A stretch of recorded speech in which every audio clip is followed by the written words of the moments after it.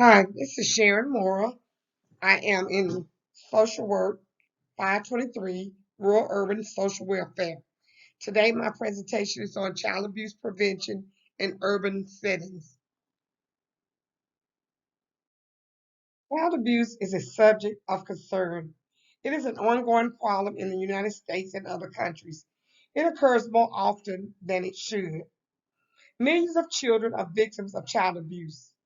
Despite the fact that laws have been put in place to protect children from child abuse, it continues to happen. Child abuse prevention in urban settings is the focus of this presentation. Child abuse is any behavior that harms a child. A child is defined as anyone under the age of 18. Child abuse is against the law. Child abuse happens when someone caring for a child hurts them physically, mentally, sexually, or through neglect. There are four types of child abuse. There is physical abuse, sexual abuse, emotional abuse, and neglect. Physical abuse occurs when physical injury is caused by beating, punching, shaking, kicking, or biting. Sexual abuse includes falling or touching the child's genitals, forcing the child to touch the abuser, incest, and rape. Emotional abuse involves verbal or physical or psychological abuse or mental injury. Neglect happens when there are several forms of neglect: educational, environmental, medical, and developmental. Child protection agencies use the term to mean physical neglect.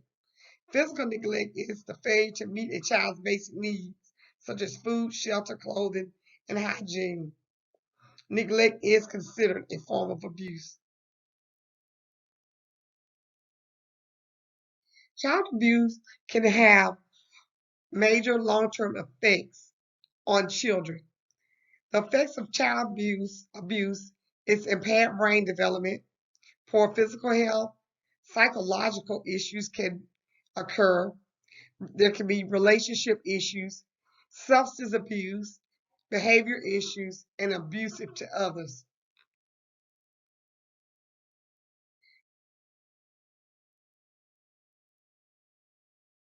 According to statistics, between 2013 and 2017, the rate of child abuse was 40 children per 1,000 in large urban areas. There are a number of risk factors involved with child abuse. Some are community, high crime area, lack of social services, personal history of physical or sexual abuse of a child, single parenting, poor coping skills, and a long list of other risk factors that can contribute to child abuse. We pay a very high cost of child abuse. There's an indirect cost as well as a direct cost of child abuse.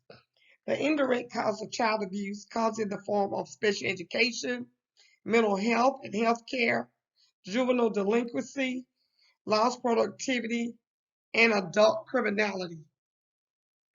Direct cost comes at the price of hospitalization, chronic health problems, mental health care, child welfare, law enforcement, and the judicial system. A policy that I will be using to support my research on child abuse prevention in urban areas is the Child Abuse Prevention and Treatment Act of 1974, PL 93-247.